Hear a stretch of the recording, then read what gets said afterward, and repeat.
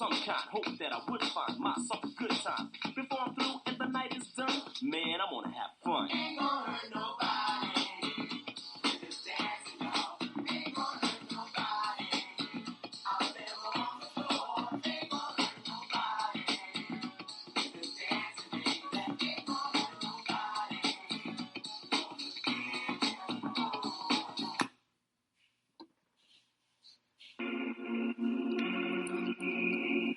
What's up, blessed ones? You are now blaring the podcast. Brought to you by AB1 Studios. Thank you for your time. Listening. You wanna know something else, blessed ones?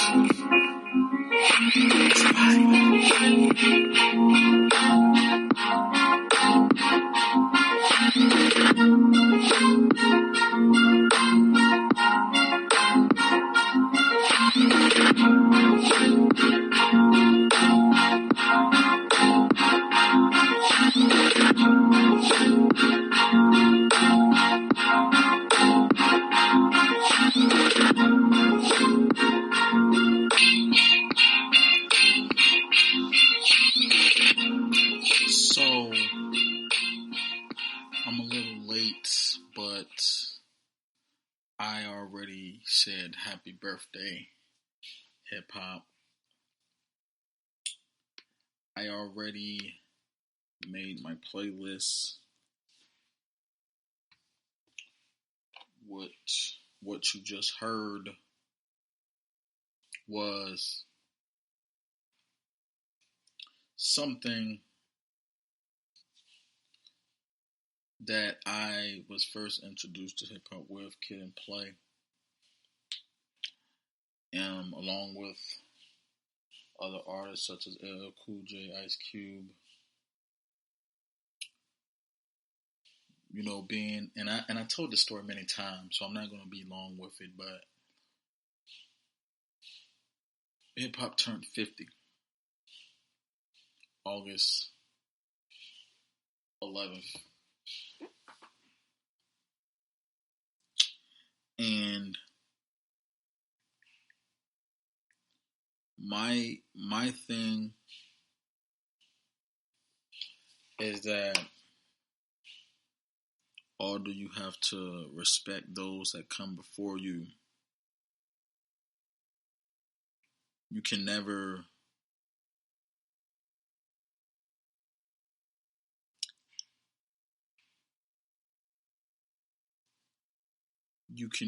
never let anybody try to take your hip hop card away due to what you know and what you don't know. Because like you said, like that record Ain't Gonna Hurt Nobody by Kid and Play. That was a record that came out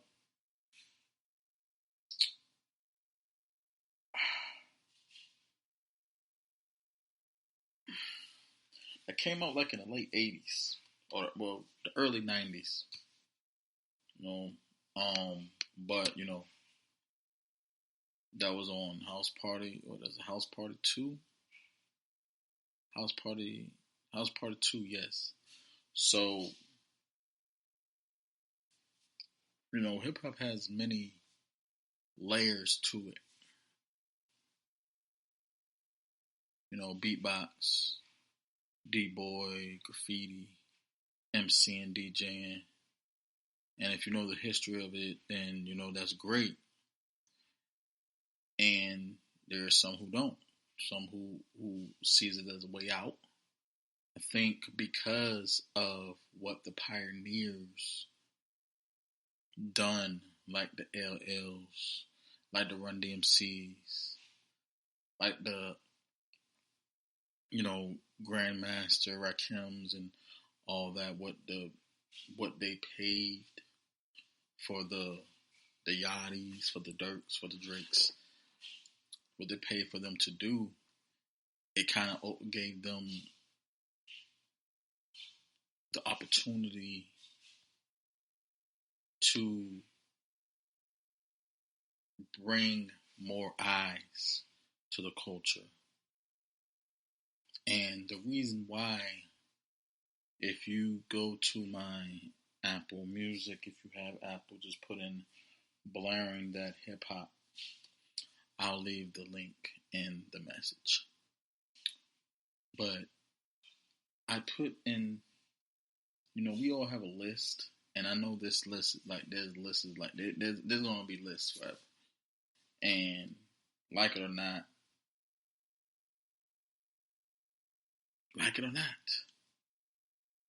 there's going to be lists that some people agree with, some lists that some people don't. Like, if I showed you my list, you'll see on there, as far as like my favorite 50 artists of all time, it would be like, why? Because I know how people are, and I'll be honest. You know, Biggie's not on my list. Pun's not on my list. Rakim's not on my list. KRS-One is not on my list. Wu-Tang is not on my list. But you know who is on my list? The Pacs, the Cubes, the J's, the Nas. And even going back to LL, you know, there's certain artists, like, you know, there's certain artists that influence me and impact me. You know, for many reasons. I don't have to go into full detail about it, but my only thing is just to say, you know, hey, happy birthday again. Because I have been and addressed this on many episodes. You know, sometimes things aren't going to go the way you like them to go. So I think my only thing is that when, you know, I saw the clip of Ebro calling out, you know, certain artists that didn't, you know, tweet happy birthday to hip hop. And it wasn't because of any more reason than because they're tweeting everything else. So it's like when you start taking people's social media to, you know, to a certain level, and like I said, I know that's still kind of impactful. Your social media presence, it does matter, especially when you're on there. But it's like we're not obligated to do any of that. Shoot, you like, you know, I remember listening to, watching, you know, when LL and the Roots was on the Breakfast Club. I didn't finish looking at the video, but I know LL Cool J had, you know, he had DJ Kool Herc on his Mount Rushmore, you know, because of, you know, just by him creating it. I mean that matters to him. You know, some people might disagree because it's like, you know, some people might say, oh, what has he done since then? And I'm going to be honest, it doesn't matter because it's just kind of like the same thing. Like, you know, well, Bill Gates created Microsoft, so he's rich forever. But it's like, okay, what else has he done?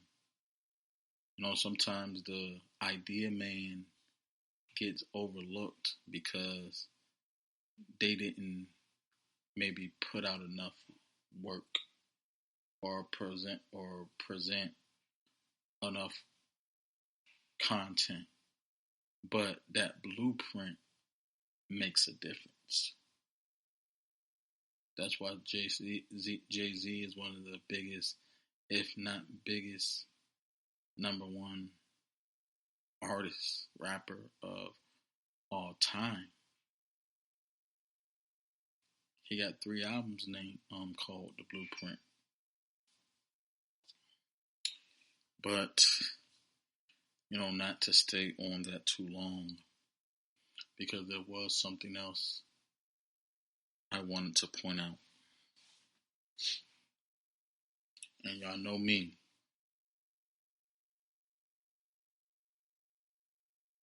I am the love doctor, the love guru. Now, I'm not Brother Love. I'm not Love Jones. But I know something. So my thing is, since this is the 50th year of hip hop, I want to do something different. Not different, but just something.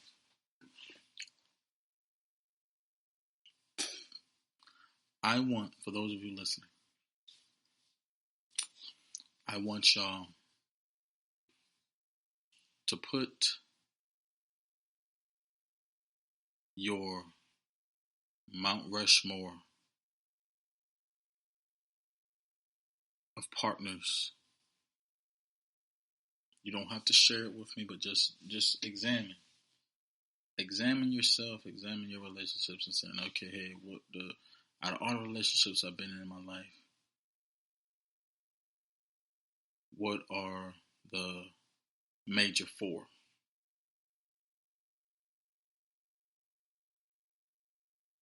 It's a little strange, but it's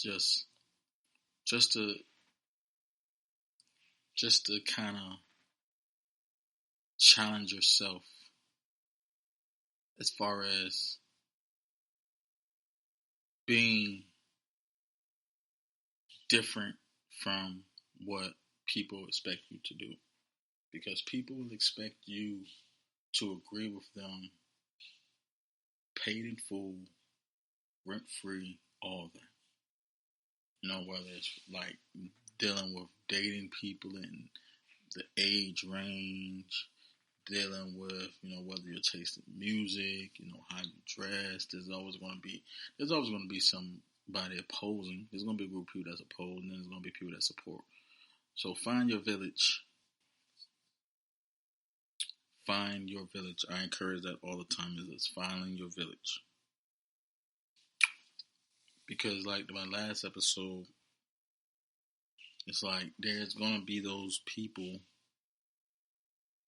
that are going to have that code of conduct, and then there's going to be those people that will have the code of morale.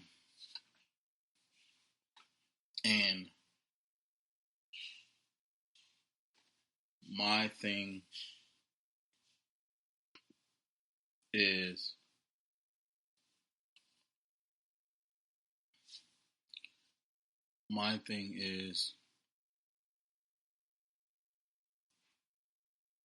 when you go against the grain, it ruffles feathers. But at the end of the day, if you look at it, we all go against the grain. America was built going against the grain until it was civilized enough to where now we can start setting rules and stuff. Like I always talk about how not distant relatives, Nas and Damon Marley album Distant Relatives, and the song Payton was probably one of my favorite songs. Just because of, how everything was systematic. Like who made up words, who made up numbers, what kind of spells mankind under. It makes you think like, okay, there's a standard. There is a standard. There is a moral standard. But who wrote it? Like, who said it? Who determines it? The Bible was written, published before slavery. And religion is older than a lot of philosophies. But at the same time, there's a bar. We have to set a bar. We have to set a standard for certain things. Same thing goes for hip hop. Same thing goes for relationships. Same thing to go for individuality. Whatever the standard is to be in a relationship for you, like who qualifies to be in a relationship with you? Who qualifies to be an influence in your life? Certain things you just can't, certain things you can't control.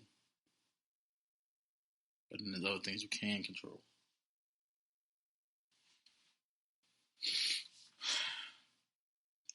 I wanted to, I wanted to spend a little time on this, but sometimes I can't find the right words. Sometimes I just can't do it. Because before I started recording, I had seen this news about a 33-year-old teacher in Milwaukee got arrested for sexual assault charges of a 14-year-old 8th grader, a student. And I mean, there's so much. That's nothing new. It's been going on for years. I mean, eventually it's going to have to end up like homeschool is going to end up being mandatory. But I mean, what good is that? Because even in homeschool, there's children being, taken advantage of by their teacher. And it's just sickening because, again, there's parents, step-parents, relatives, friends of family. This stuff is going on. And it makes me think as far as like, man, it can't help you think but to just really just keep your kids sheltered. But you can't really do that neither, because then it's a lot. Like, how can you let your children, how can you protect your children from predators, from harm, hurt, danger, without keeping them in the house? And how can you prevent your child from, how can you help your child gain social skills keeping them in the house? Because even if you work from home, there's disadvantages. You can have siblings, but it's still certain barriers. I mean, they say lock them up and throw away the key, but then it's like, well, does that really help them? Does keeping predators, criminals, people who are a danger to your children and society, does keeping them locked up really help them? It will protect us. But sometimes protecting us isn't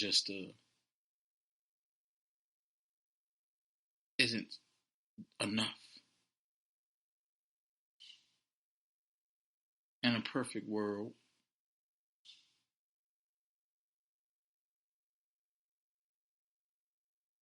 nobody makes mistakes.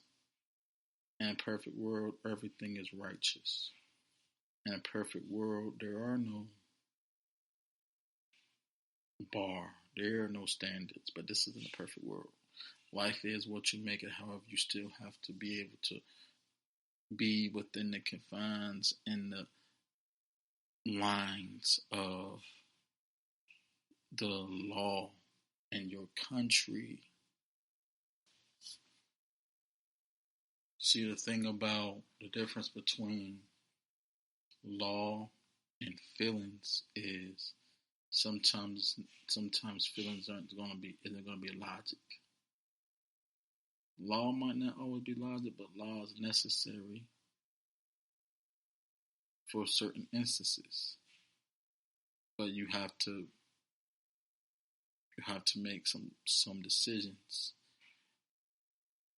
That's why even like when I read scripture, read the Bible, and then I say, oh, these laws kind of go against what God's law is, but God's law also tells us to follow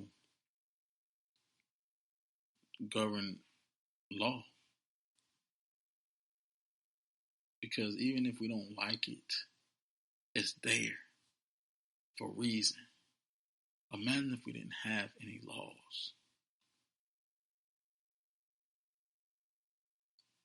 Like, we can live free and not care what people say, and not care about how we're judged.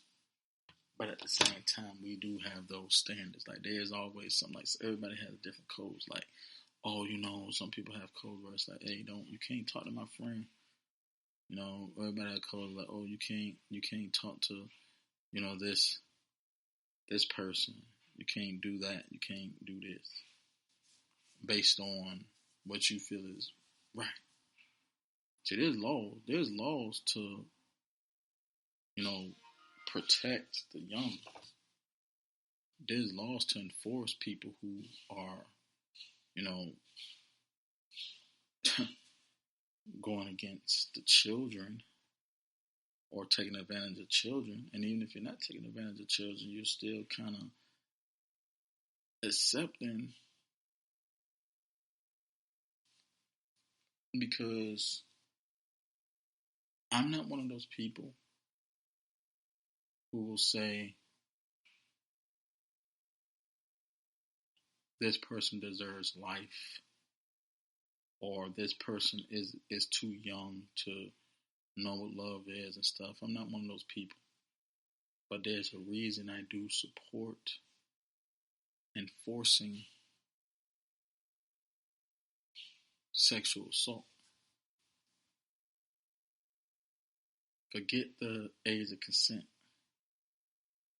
But my only thing is, what are we going to do about the adults who are old enough and still making poor decisions? Because they say once you're 18, it's okay. But it's not. And there's a reason why I started this with that song, because it's like, ain't gonna hurt nobody, we're just dancing. But it's like, hold on, something's, dancing can lead to other things. Other things can lead to other things. And those things can lead to even more. And that's why it's like, sometimes you kind of have to censor. Sometimes you have to kind of have limits. Like, there's 4 disclaimers now. Like, don't go in this club, you ain't this age. Don't listen to this music, you gotta be this age. Don't partake in this certain activity, you gotta be this age. I'm tired. I'm exhausted. I'm lonely. I'm bored. You gotta do something. You gotta do something about your problem. When you are having an issue, and you know it's an issue. If you know it's an issue, if you know there's a problem, you have to fix it. Because once you move on the decisions of how you feel, you then got to take accountability of that. So sometimes we have to check our feelings at the door. So forget about how you feel about a top 50 list. It's all subjective. Forget about how you feel about forbidden relationships.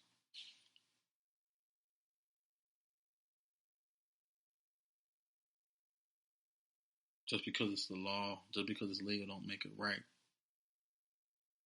But just because it's illegal, don't make it wrong neither. But the moral of the story is,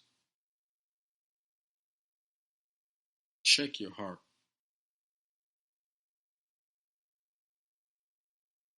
What does it say in your heart?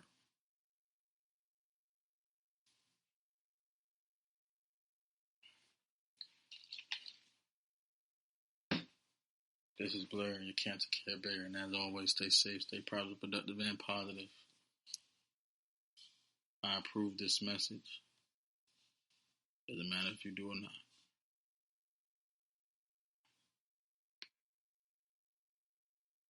And the Bay Podcast.